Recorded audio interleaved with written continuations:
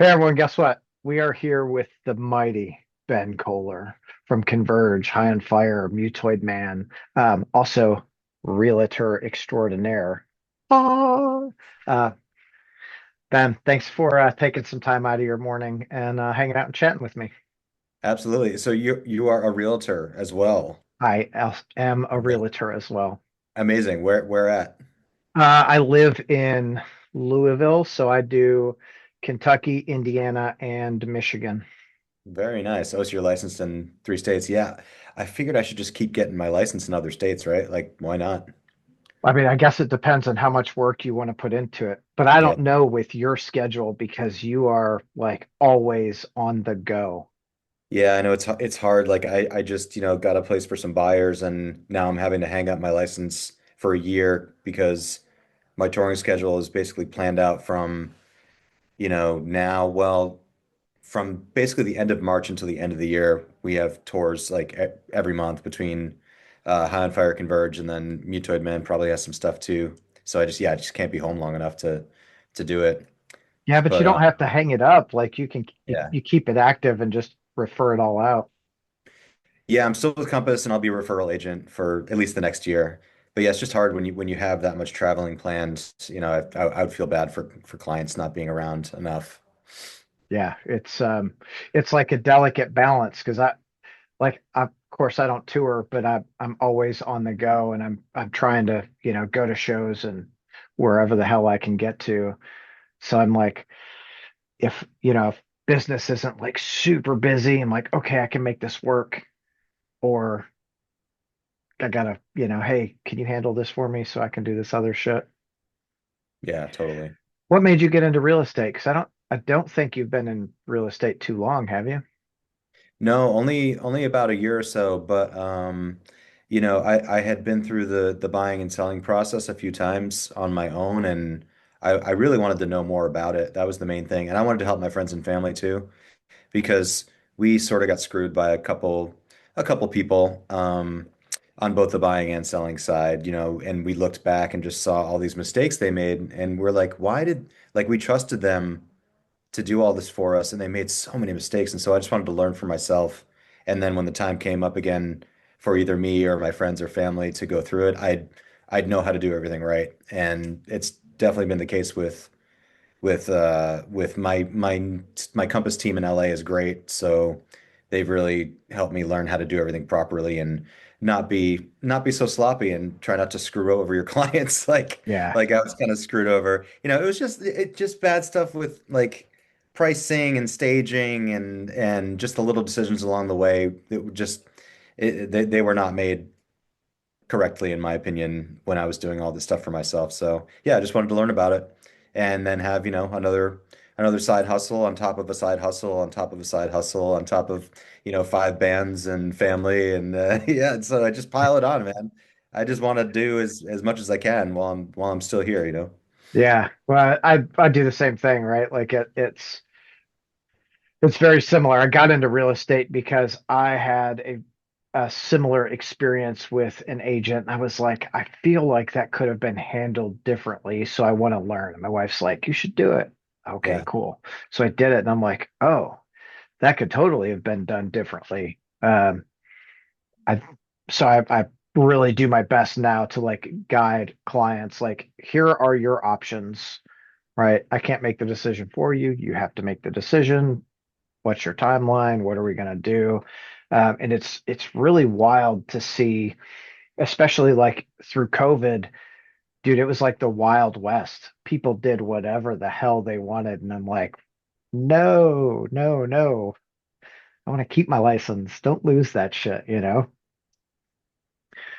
So Yeah, and it's wild. funny. It's funny along the way when you have an agent and you don't know anything about real estate and you just trust the agent knows what they're doing. And then in retrospect, they don't at all. And that happened to us a couple times. And it's also interesting the difference between like LA real estate versus 2 hours out into the desert real estate. I mean, talk about the Wild West. I mean, we had this one local agent who, she showed up and I'm pretty sure she had had too many DUIs and her daughter was driving her around. And then the daughter was with her and they showed us this house and then the daughter blew up the bathroom so bad that the whole house. So they'd obviously been like up partying all night together, and she kept saying she was on the struggle bus. And I'm like, you got so these are real estate agents, huh? Cool. So That yeah, is, and I that think that's very common. They get trashed. I'm like, yeah, what are you doing? and that should have been a red flag, but we were like, oh, whatever, it's fine. They're just showing us a house, but yeah, I didn't want to have that kind of wild experience again. Yeah. No, I As don't funny as blame it you. was. Yeah. Good. It's great for stories. It sucks when Yeah. you have to go through that process as, as a client. Like, mm, Yeah. terrible. So Yeah, this year all bands it's going to be all band all the time. yeah, I so let's see. I gotta like think through the last year for me.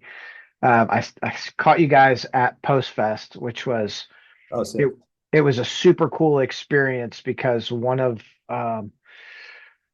the dude who put on the pre-show, his son, I think he was probably like 9 or something. We were all like side stage watching you guys play, and you're like a song in, bust your fucking pedal.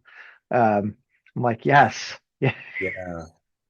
I'm Yeah. like, the kid had such a good time, and to see like how he reacted with that, I was just like, I don't know if he understands how fucking cool this is right now to like, watch Converge just like crush. It was spectacular watching that kid. Amazing. Yeah, kick drum pedals, man. Sometimes you ride them too hard and they explode. But that just means you're playing hard, I guess. Yeah. But yeah, there's just too many little moving parts on a drum kit for stuff to go wrong. There's little wing nuts and washers and screws and tension springs and yeah, well, like one little thing pops off and it can just be a showstopper. So Yeah. yeah, get to know your gear and how to fix it. Very important, I especially think, especially if you don't have a tech. oh, It's for all sure. on I you. I think you who was that was the drummer from Pianos Become the Teeth that had a pedal there, I think. Yeah, yeah, you're right. Yeah, I totally forgot about that. Wow. Yeah, and that happened to me once when we opened for Gojira years ago. We played in Brooklyn. First song, it was the song Reptilian from Dusk and Us. We are opening with that. It's got a big like airy, intro guitar, building up the tension, and then it comes in super hard. And that first note, I hit the kick drum pedal, and the beater snapped in half. First note. So then I'm trying to play the rest of the song with just my left pedal. And it was a absolute disaster because there's so much double kick in that song, and I'm trying to like somehow fake it with just the left pedal.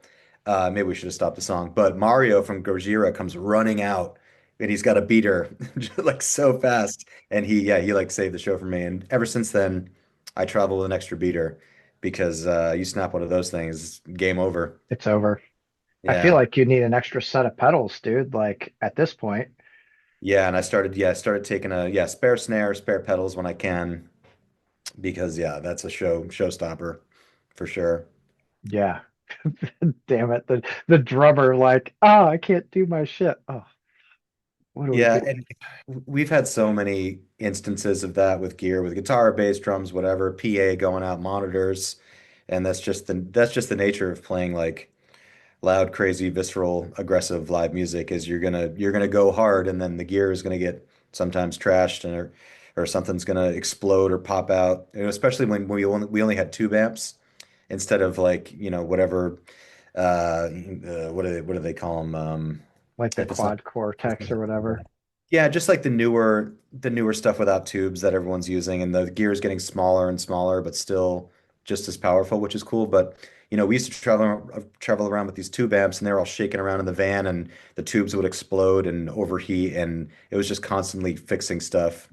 And guitar would cut out, and Kurt would just go jump in the crowd, and it was just like it's always ridiculous, and it's still ridiculous like that for us. That stuff still happens to us but it's Yeah. because we're actually playing real instruments and not a computer, you know? Yeah.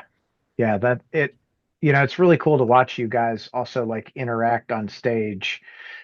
between the four of you, because it's more than just like we're here to play music and be real serious for the song. You guys really it looks like, from a fan's perspective, it looks like you guys really enjoy your time together on that stage. Yeah, if Like, there's, I think there's one thing we can all agree on in the band is that we love the music and we love playing the music. So there's at least one thing we all agree on. So all the bullshit, writing the songs, traveling, all the band meetings, all that stuff.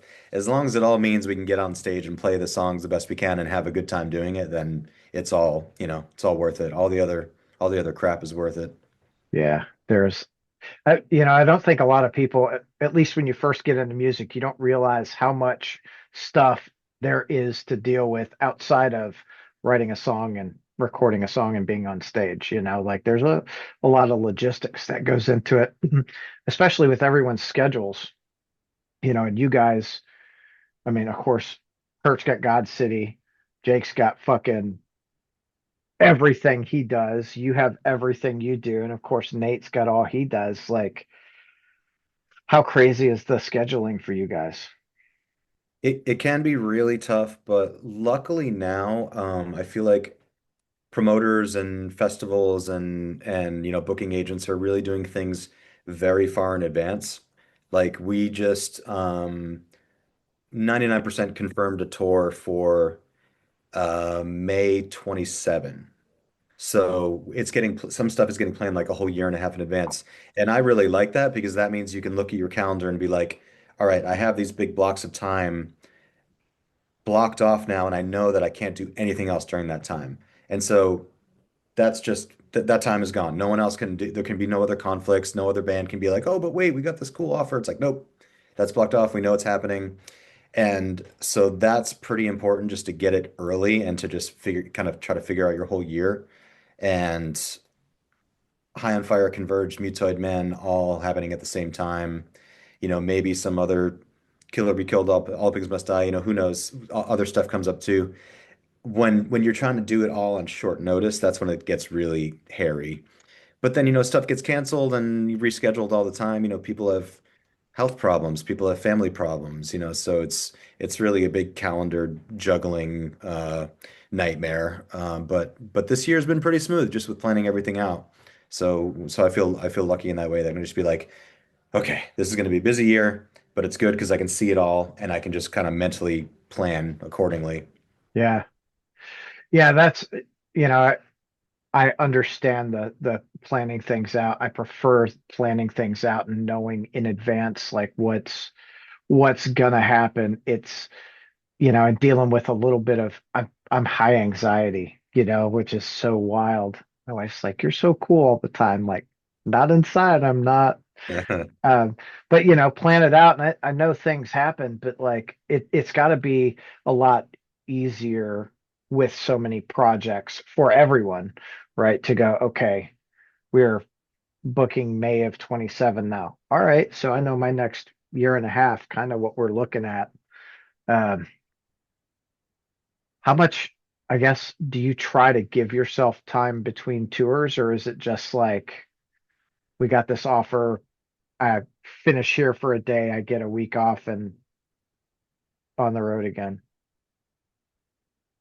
It changes, as you get older and as your priorities change. But for me right now, I'm in the do everything I can all the time, don't say no to anything mode. Just because, I have 3 kids. I live in Los Angeles. It's a super expensive place to live. Um, and I'm like the sole earner for the family. So I'm in the mode of like, I don't care what it is. I give me all the work, while I'm still relatively young, because I just have to do as much as I can while I still can. And I had a really bad car accident recently, and I've had some like wake up calls where it's like all this could go away like that in a moment's notice. And what just while I can still do it, while I'm still alive, just like give me everything, like pour it on, give me every opportunity, every weird side hustle, every new business opportunity. I'm just like fully on board for it. So that's kind of Yeah. where I'm at now. Like, yep, say no. I don't say no to anything. Give me it all. It's funny, like up until up until this year, I was that way. Property management company, coaching company, Yeah. uh, bar, record label, like whatever we can do, like let's do it. I'm on board. And this year I find, I'm finding myself like, man, I want to have more time with my wife. And my kids are now, they're not kids, they're adults, they're 19 and 21. And I'm like, oh, I worked so much through a lot of their teenage years that I'm like, the question I ask myself is like, did I do the best I could for them? Because at the end of the day, like I'm working so hard for the kids. Like, do you ever have those conversations with yourself? Of course I do. Yeah, I have all the conversations with myself. Um, but the good thing about touring is when you go on tour, you're busy, it's like you're gone. But then when you get back, since you don't have a 9 to 5 really, and you kind of make your own hours, you can be like, okay, now that I just went on tour for 3 or 4 weeks, now I'm home for 2 weeks. This whole 2 weeks is like just school, family, hanging out, going to the beach, doing whatever. And not a lot of people have that opportunity. So I feel pretty lucky in that way where I can just have those big blocks of time in between to either keep working or kind of dial it back and just do family time. So it does balance it out. I almost feel like what we do seems like the craziest thing where you're away from home more than anyone else in the world. But really, having all that time in between when you're just free to do whatever might actually give you more time for, family and personal stuff than most 9 to 5ers, where it's like you're 9 to 5 or more now because you're not just 9 to 5 anymore. You're remote and you have this device with you all the time, then you're literally on call all the time. With real estate, I mean, I'm sure you've experienced this where you have a full day at the office or out in the field or wherever, and then it's like 6 p.m. and then someone decides, let's do a business thing right now, or let's send a text or send an email or call, and you're like, I'm like eating dinner with my family. Like it's so blurry now with like what are office hours anymore? What are work hours anymore? It's a very like Wild West in that way. And yeah, I'm not really a fan of that, like just the craziness of everything coming at you all the time. So I really try to now make it so, okay, from this time on, I'm not even gonna look at the phone. I know people are texting me or emailing me, but it's like I'm not gonna do that right now. I'm gonna take time for myself, for my family, and then you No know what? one's In the dying. morning, I get up super early. I get up, 4 or 5 in the morning lately, and I'm like, okay, in the morning, I'll get back at all this, you know. So Yeah. you have to set some boundaries because this world right now, it really likes to take away all your boundaries. Yeah, there are no boundaries. It's so open to everything. And like it's funny, I'm also like a 4 or 5 a.m. guy because that is my time to like complete peace. I don't want any like audio like issues. I don't want to hear music. I don't want to hear anything. I just kind of want to focus and read and prep for the day because I know come 6:30, boom, phone's going off, emails dinging. Yeah. It's nonstop. Like, do you set yourself a schedule for your phone? Like say, um, how I prep my clients. This is so wild. I prep my clients. I tell them you can text or call me at any point. If I can answer, I will.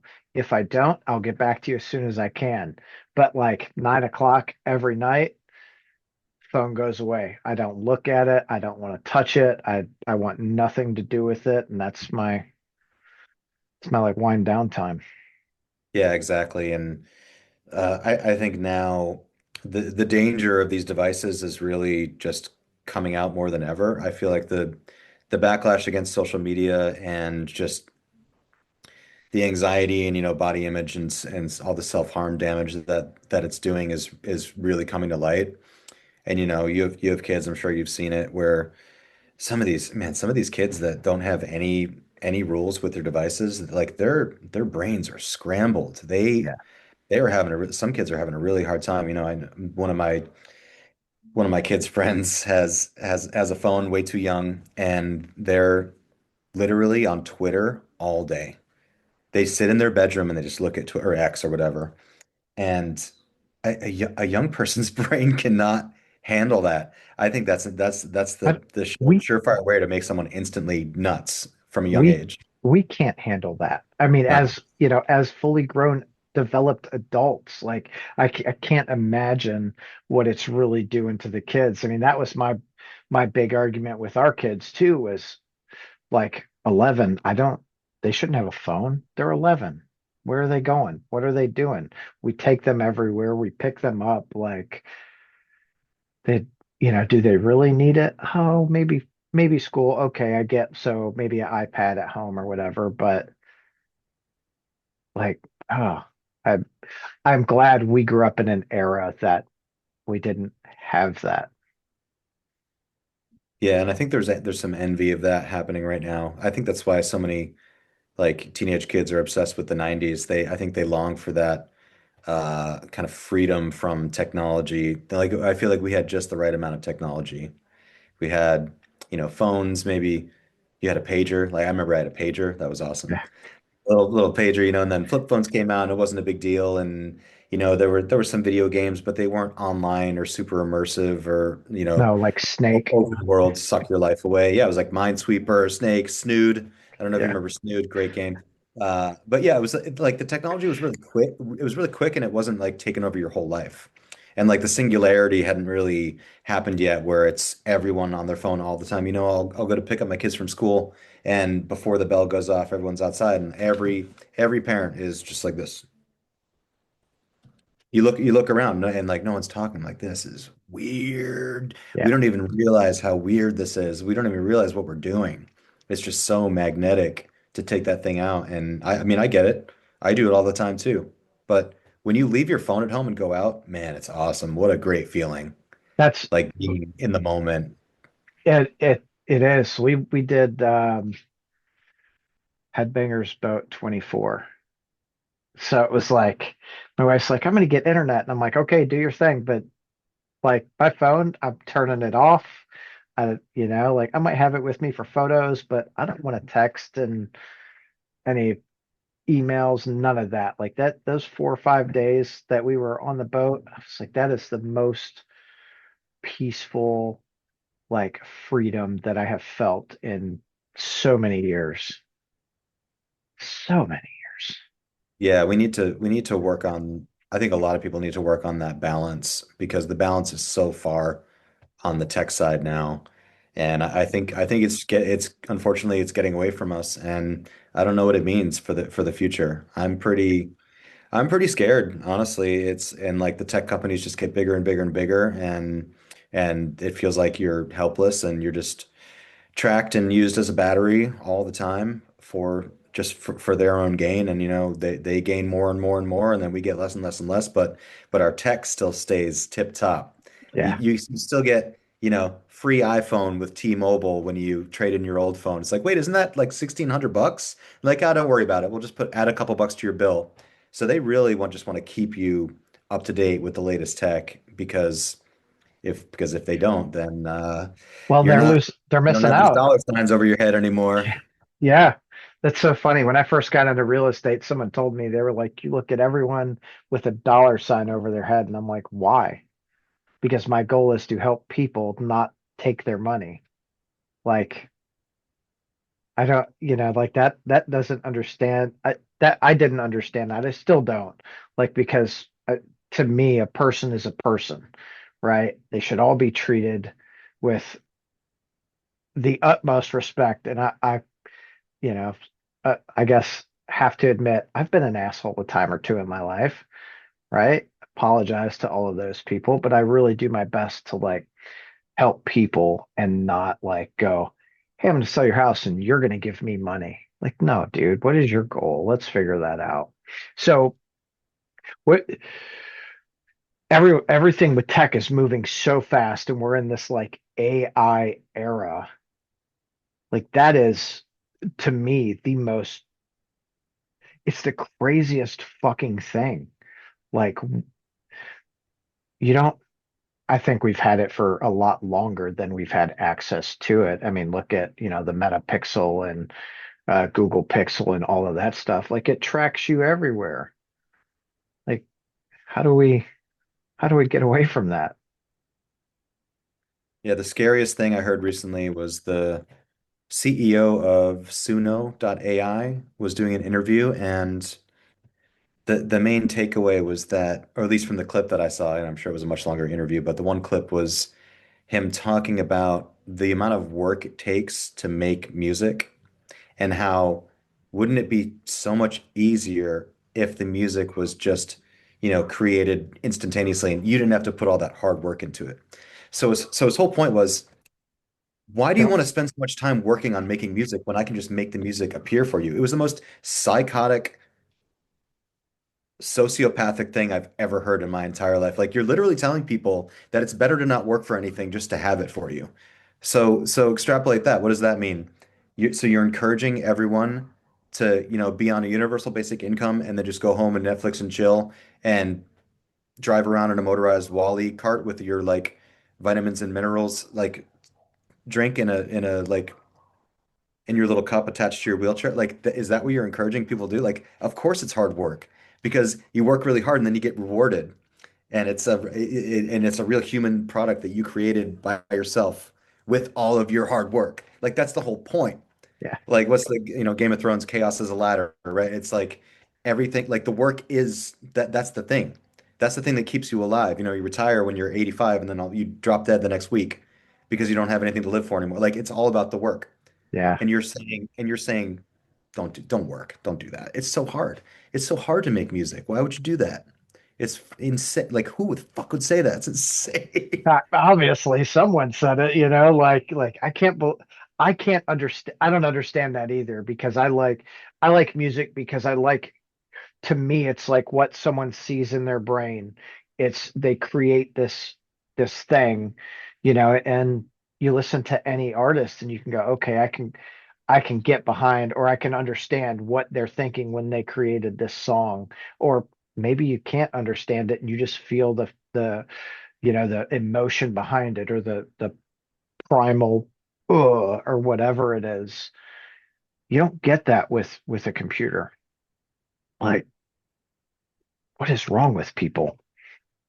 I mean, I get as a tool for, possibilities and using different tones and like like a keyboard shortcut, treating it like as a supplemental tool to help your workflow go faster, and then all of the human creativity is still yours.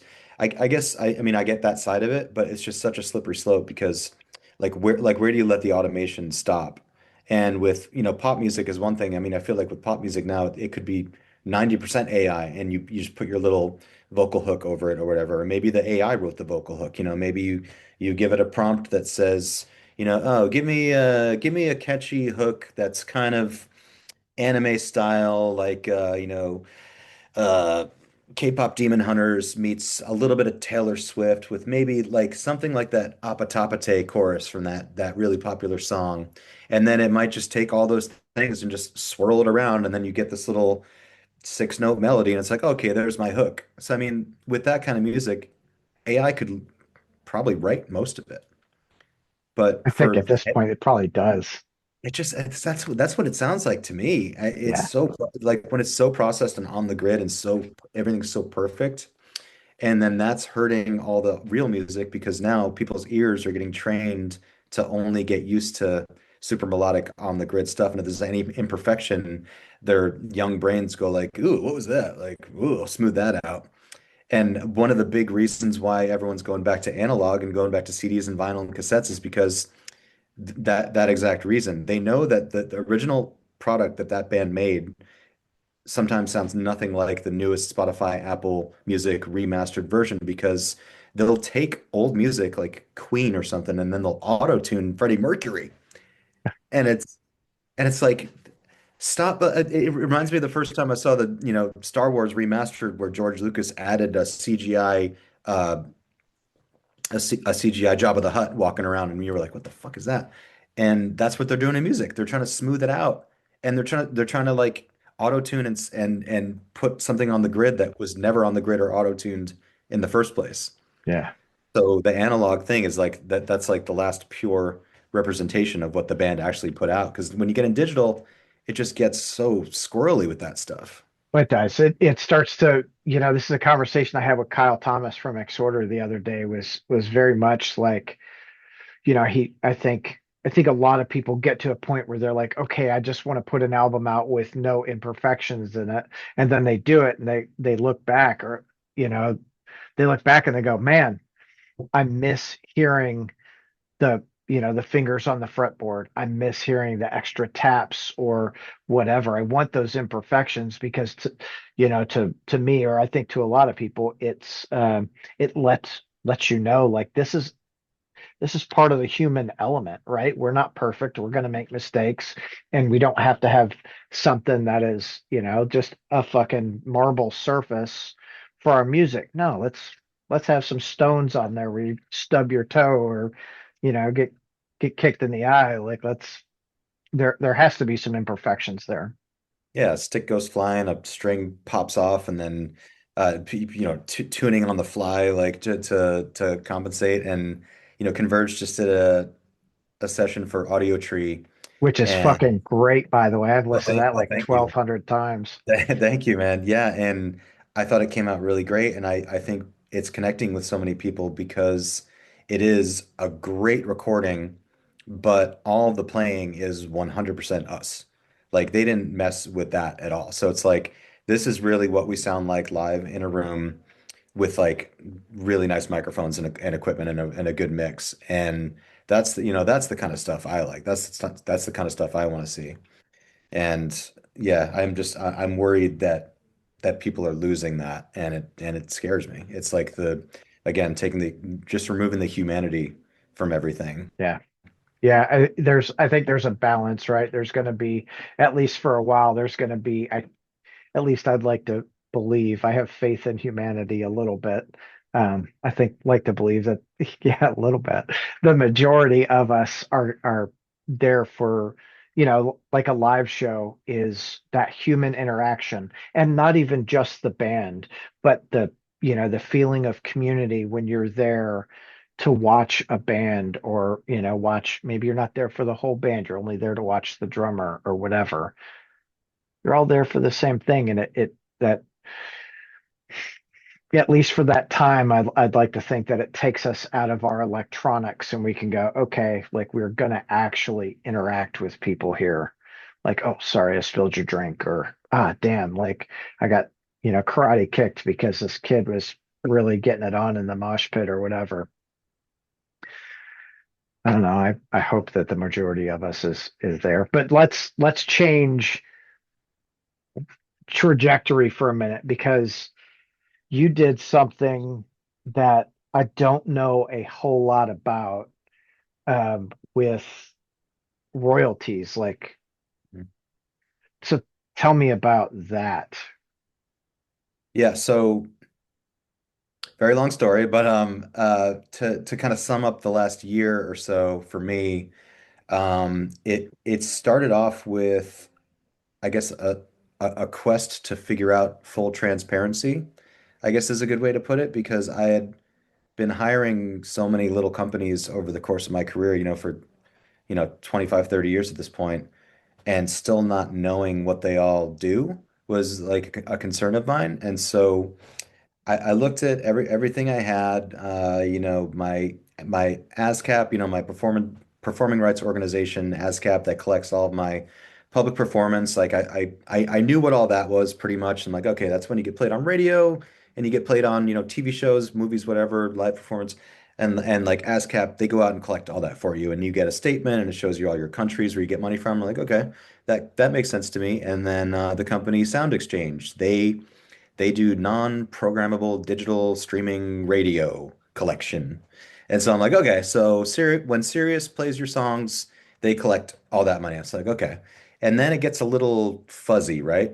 Because in the digital realm with all the Spotify stuff, I think most musicians think, Spotify pays like shit. They give you a tiny fraction of a penny per stream. It doesn't matter. They're atrocious, blah, blah, blah. We're stuck with them. We can't do anything about it. Everyone wants on-demand, curated digital streaming radio, and like, well, I can't do anything about it, whatever. And so I had hired a couple different companies. There's one called Cobalt, there's one called Song Trust, and they were kind of collecting some of the digital stuff for me. And there was another company called Harry Fox Agency that sends like, 39-cent checks every once in a while. And then there's another one called Music Reports, and they get some kind of licenses from, TikTok or Peloton, and you get these letters and these statements and these agreements, and you're like, I don't even really know what this is. And I guess I'll just ignore it, or I'll just sign it. And so with all the newer like digital stuff, it was just such a gray area. And I've been kind of telling my bands for years, like, hey, do you guys think we're collecting everything properly? Like, I just think we're missing something from all of this. And that kind of led to me pursuing some new publishing deals with other companies. And so I put together this publishing deal for this with this one company, and they were gonna go out and try to find all the stuff that we didn't get, and then that deal sort of fell through. The band was like, oh, we don't really want to do that because it costs like an admin fee or whatever. And so that led to me talking to this dude, Jeff Price, who I've worked with before. He was helping me years and years ago understand like how to collect YouTube royalties, where your song gets played on YouTube, you get money, but I still didn't really know how all that stuff worked. And so I really just started to go on a little deep dive, a little quest for knowledge to figure out like if I was collecting everything, where all this money was going, because I'm like, you know what? I've worked so fucking hard to make all this music. This is my main job. It's always going to be my main job. I'm a lifer. I really want to figure all this stuff out. I don't want all the business side to be this gray area where I don't know what's going on. I want to know fully that I'm fucking getting everything that I'm owed. And just coincidentally, when that little publishing deal fell through, I spoke with Jeff Price. I saw this blog post or whatever he did online, some little news blurb. And I'm like, oh, that's cool. He has a new company, and it's called Word Collections, and they were collecting royalties for stand-up comedians and for like spoken word stuff. I'm like, oh, that's interesting. And he had another company coming up that was going to be collecting for bands as well.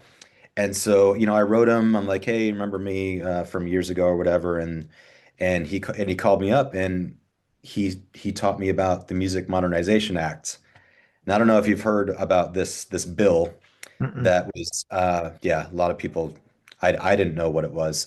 The story I'd heard about this Music Modernization Act is that it was this great thing for musicians. It was going to increase the royalty rate that Spotify pays. So I was like, oh, that's good. So that was kind of the narrative in the news. And this was in 2019. And then that act, it passed through Congress. It was written by all these, executives and blah blah blah, and it created a non-governmental organization called the Mechanical Licensing Collective. So what the Mechanical Licensing Collective does is it collects every digital songwriter royalty that's earned in the United States and puts it in this one nonprofit organization. And he's starting to explain this stuff to me, and like, like the antennas are going wild. I'm like, this doesn't sound good, man.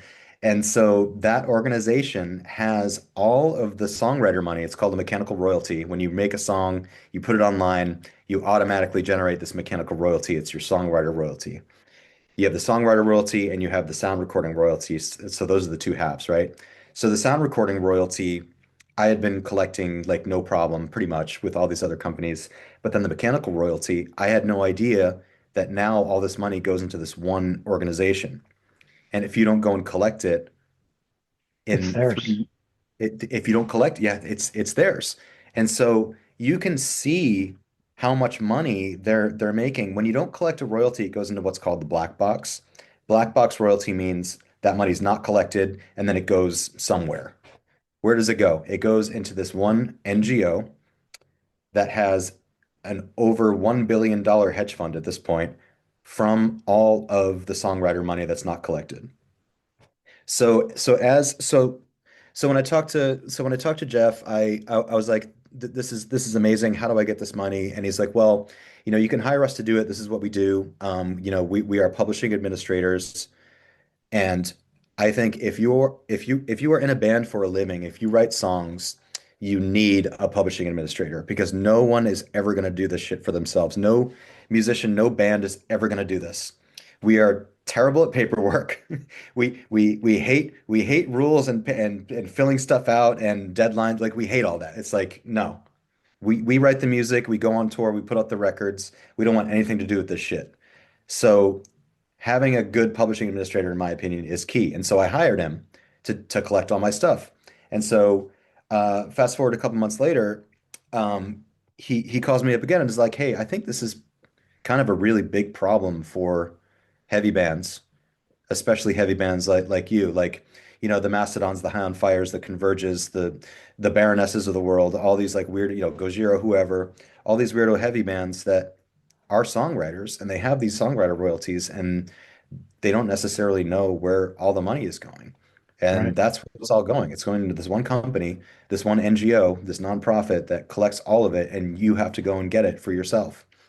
And so I mean, the main reason why we started Heavy Music Collective together was to educate songwriters on all of this and just to let people know that like, listen, you're kind of getting screwed by these really large forces that are sweeping up all the stuff that we're too lazy to get or too maybe not knowledgeable enough to get. And I was ignorant in the same way. I didn't know anything about the Music Modernization Act. I didn't know about the Mechanical Licensing Collective, and I didn't know a lot of other things. I didn't know about when you fill your set list out on tour and you give it to somebody at the show and then they go and give it to somebody else and then maybe somewhere down the line you get money when it gets replayed somewhere. Like there's so many weird little gray area things about all of this, and um, I just wanted to get more educated about it all.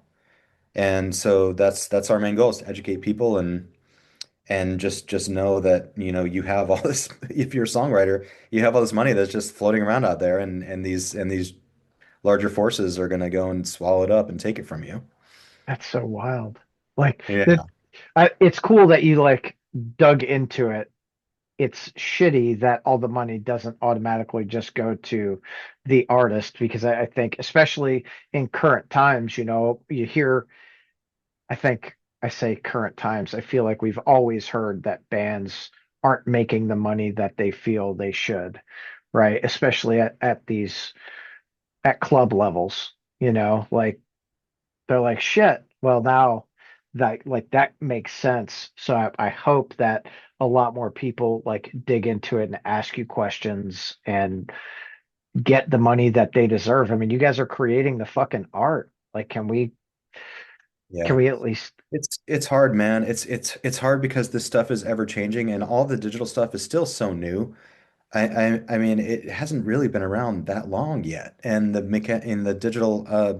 mechanical licensing collective hasn't been around for that long, and so it just people haven't really caught up yet. And like I said before, my misconception was there's just no money there, and that's totally wrong.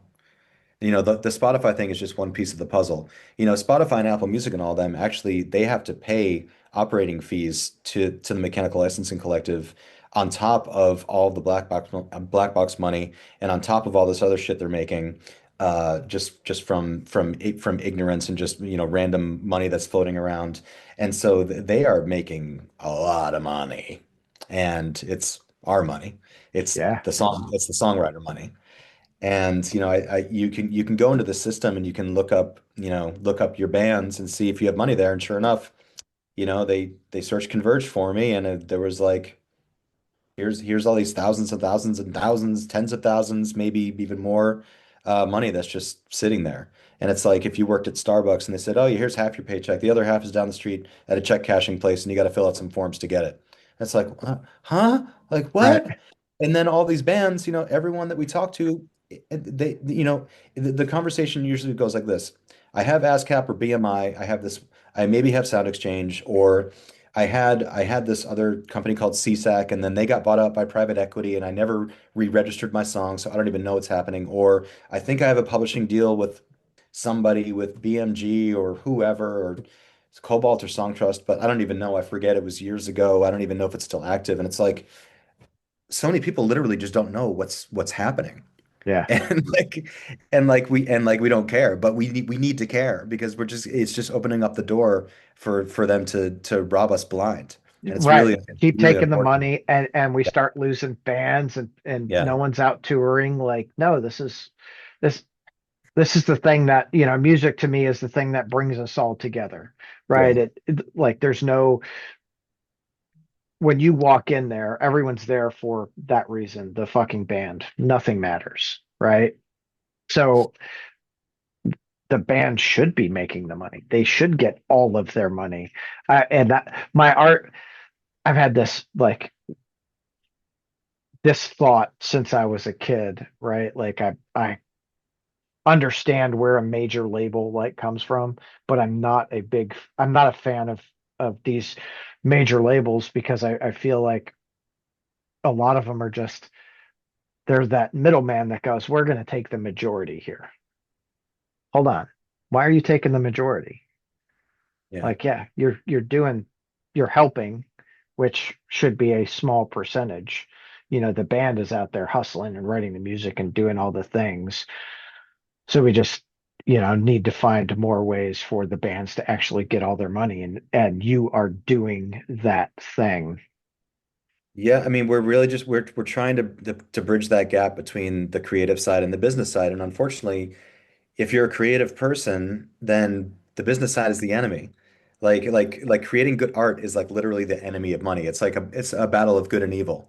It's like money is the fucking root of all evil, and then on the other side is creativity and art and passion and beauty and painting and music and poetry and we don't want to think about that side. And so what so many people on the business side do is go, "Oh, they don't care about this.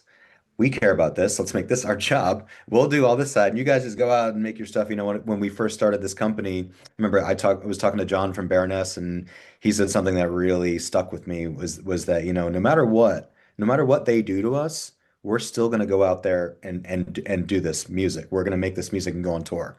They're not going to stop us. Even if it was like, "Oh, you don't get a penny anymore." We don't care. We're still going to do Right. it. It's what we do. We're fucking lifers and they know that. So they're just going to keep operating and keep collecting. The money's going to keep coming in, and but there is something we can do about it. We can pay attention, and we can learn. We can get educated, and we can get help. And lucky for me in this company, it's all people that are pro music and are musicians or were musicians and are the fucking good guys. And it was really refreshing for me to find all these people that really do care and really just do want to be transparent and honest and educate songwriters and musicians that you are entitled to 100% of everything that you make, and just make sure that you go out and do it.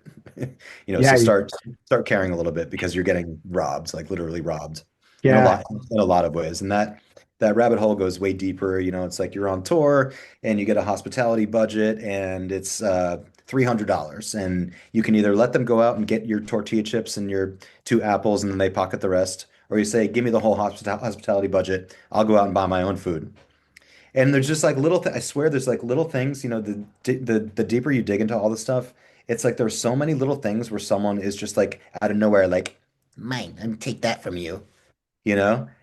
And just because they can, and because bands are, we are the way we are.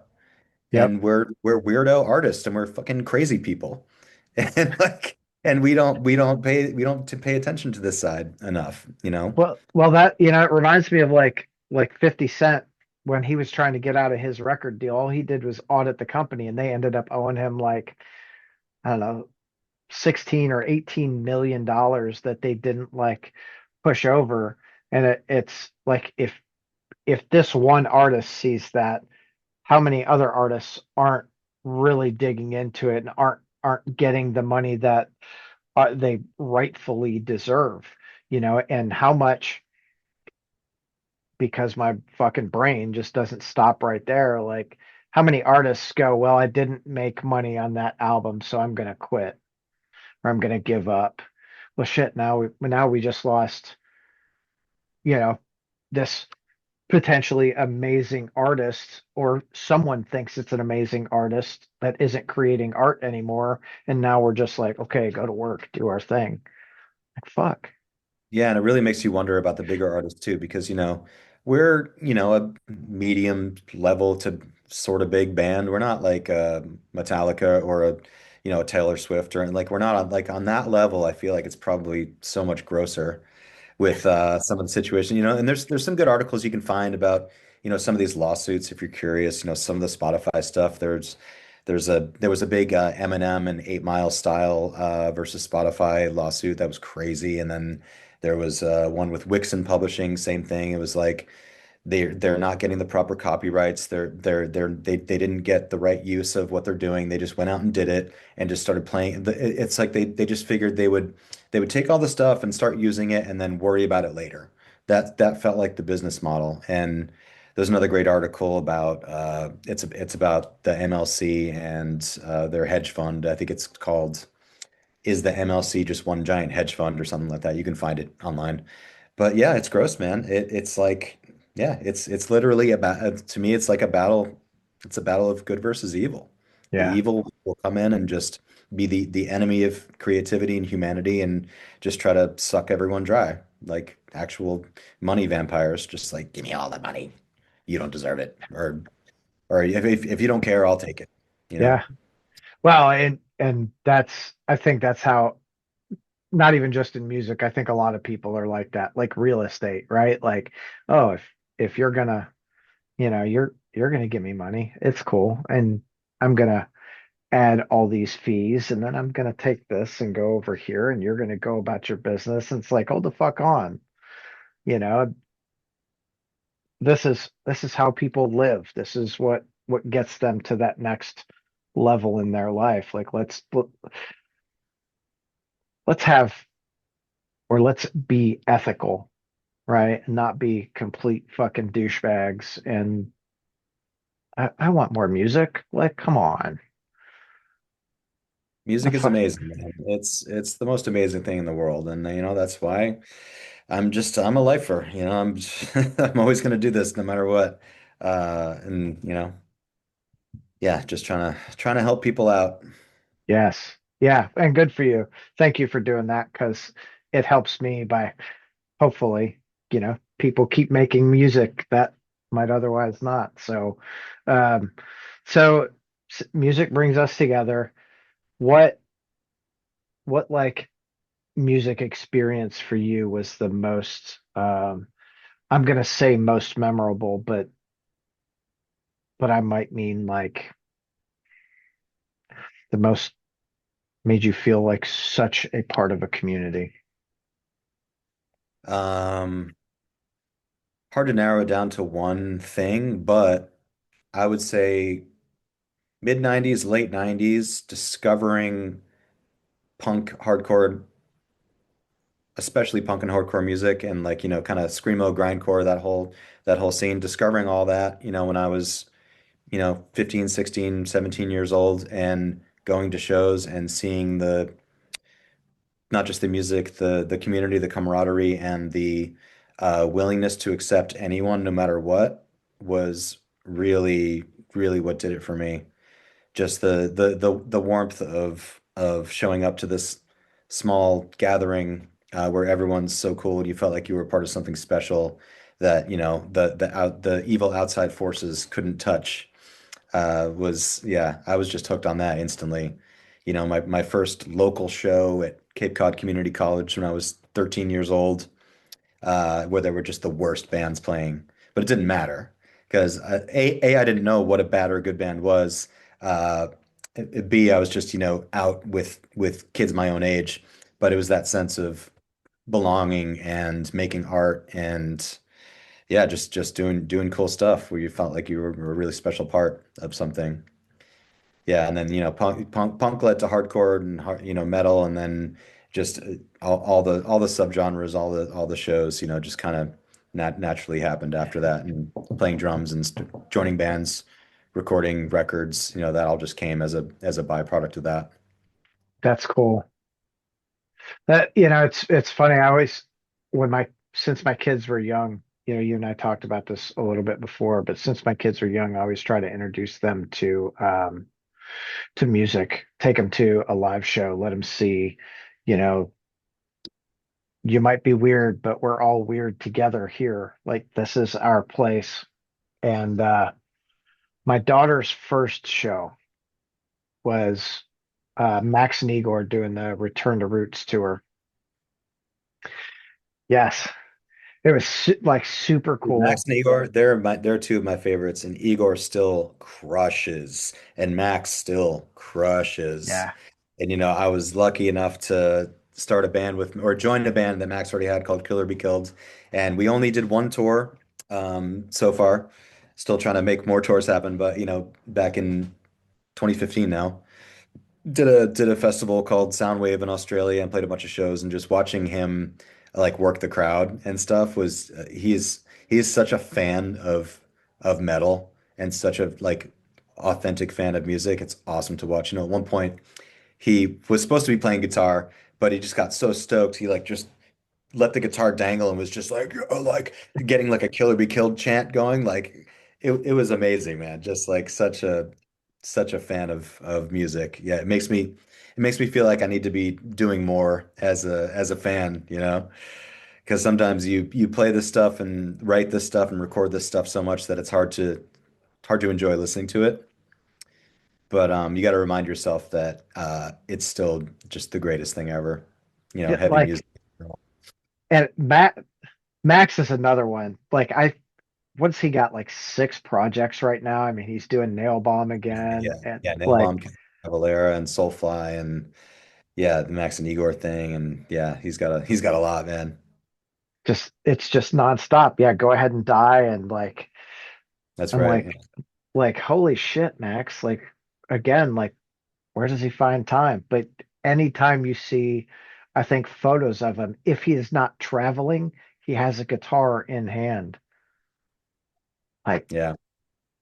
just nonstop. But it's really cool to like introduce my daughter, who is my youngest, to that in that scenario because Max and Igor, obviously Sepultura, but they're fucking, they are so well respected in the metal world, and they are like, I think anyone would agree they are metal, and anyone that goes to see their show understands what that like community really fucking feels like. Uh, she always felt like she was the black sheep, the weirdo, and as soon as we walk in, I mean, we weren't there 5 minutes, and a couple of the opening bands are like, "You're the coolest fucking kid ever. Here's some drumsticks. Here's some guitar picks." And she's like, "They don't think I'm weird." I'm like, "No, we're all fucking weird. It's cool." Yeah, and sometimes it just takes one of those shows to yeah, change the whole trajectory. Like, oh wait, this exists too? Like Yeah. I can do this. Like, yeah, it's still out there. And I think that's a big reason why, hardcore is kind of coming back in a major way. The huge bands like Turnstile and Knocked Loose have then drawn attention to all the other hardcore metal punk, whatever subgenre you want to name, all the weirdos in this world. And the clips you see online of hardcore shows in some hall or VFW or warehouse where everyone's just moshing and piling on each other and singing along, like people see that and they're like, whoa, like what's going on there, like Yeah. what are all these freaks doing? Like, well, they're playing hardcore music and singing along to hardcore music, and yeah, it's still the greatest thing ever. It feels, a lot of times it feels like the same way it did in 1996 or whenever. The That live, energy, yeah, the energy and the sentiment are still there. yeah, it's so electric when you go to one of those shows. Like you can just see like people are like buzzing with excitement to see what is next. It's cool to watch the kids, all pile up and fucking yell into the microphone, and it's just like, holy Yeah. shit. And I Like, remember that feeling, being 16 years old and going to see, you know, Bouncing Souls, or, even before I was in the band, going to see Converge and knowing the words and being that close to the stage and being able to just jump up on stage and grab a mic if you want. Like that was a totally normal thing to do. And that's just so different than like a normal band, sitting in a seat and just watching. It's like, no, you get to kind of be in the band, like in Be a this one part big of it. soup with everybody else. Yeah. Yeah. Just It's yeah, that was always so impactful for me to be able to just yeah, be in the soup with all the other weirdos.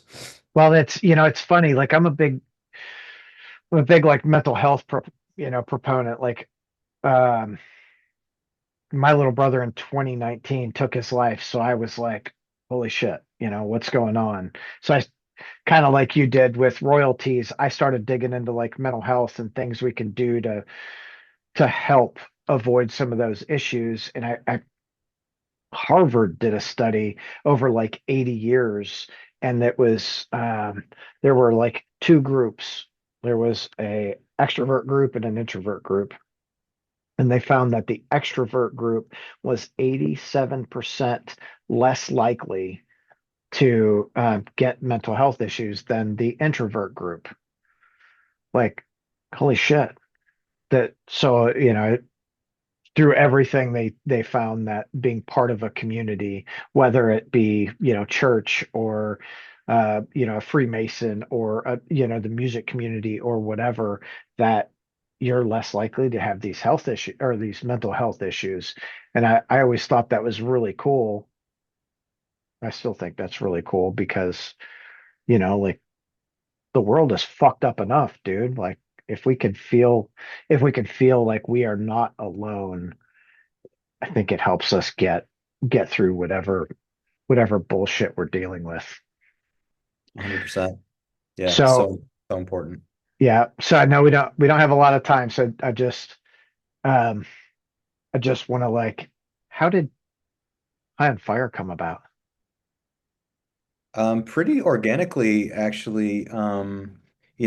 Cody, the drummer of High on Fire, was getting really busy playing with the Melvins, and there was one High on Fire tour coming up, and I think he was probably feeling really overworked, overwhelmed, as we do get sometimes, and wanted to see about getting a fill-in for that tour, and Jeff from High on Fire, who's also in Mutoid Band with Mutual Man. me, called me up and was like, "Hey, would you want to try to fill in for High on Fire?" And I paused for a second. I was like, because I had at this point I had just started Heavy Music Collective. I had just started becoming a realtor.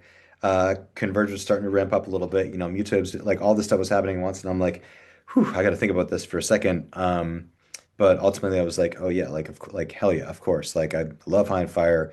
We've played together a million times in other bands, festivals, and over the years, and felt like a really natural fit. And as soon as we started jamming together, it was like I felt that, I felt that thing. I had that feeling, that little, the feeling in your gut, the great feeling of just when the riff hits you, man. Especially, when Matt put on his guitar and I heard that first surge of volume, it was like, oh my God. Like I need this feeling in my life. And it felt great. We've been having a really good time together, playing shows, going to Europe and all that. And so yeah, just gonna, see where it goes from here. And got a bunch of stuff planned for this year as well. So yeah, it's just one of those things that just sort of came up organically and felt good immediately. And yeah, hopefully there's going to be a whole lot more of that coming up. Hell yeah, that's super cool. Now because of High on Fire, you met my buddy Murph, who I love Oh him yeah, to fucking death, dude. dude, Like Murph's the best. Yeah, one of hard the hard worker, great dude. Yeah, just yeah, he's the best. yeah. Did he tell you about his band, Which band? Blessed Black? I don't know. So they're Maybe. fucking they're really, really fucking good. Um, God, they're so good. They are one of my favorites, dude. Like I listen to them religiously. His voice, if you have not heard him sing, he has such a powerful fucking voice, dude. It's it's mind-boggling how fucking good it is. Um, and I only bring it up because of course I love Murph and I love Blessed Black, and I think everyone should listen to fucking Blessed Black. Hell yeah, Blessed Black. Yeah, awesome. Hell yeah. All right. I know that you have shit to do today. I also have shit to do today. So Ben, I got a really fun band meeting coming up right after this. Can't wait. Talk about all the fun band stuff. yes, good All the all times. the all the annoying stuff that's not the music. Yeah, really fun. But hey, it's necessary. It is a Get necessary get your evil. affairs in order, kids. It's important. Yes. So Ben, thank you, dude. I appreciate your time. I appreciate the time you've allotted me to sit here and chat, and I hope that a lot more people get into the heavy music collective and are able to collect more of their money. Yeah, it's come start asking questions, start interacting, and yeah, get what's rightfully yours. Hell And yeah. yeah, thanks for having me, man. Really appreciate it. Hell yeah. Have a good day, dude. All right, peace. See ya.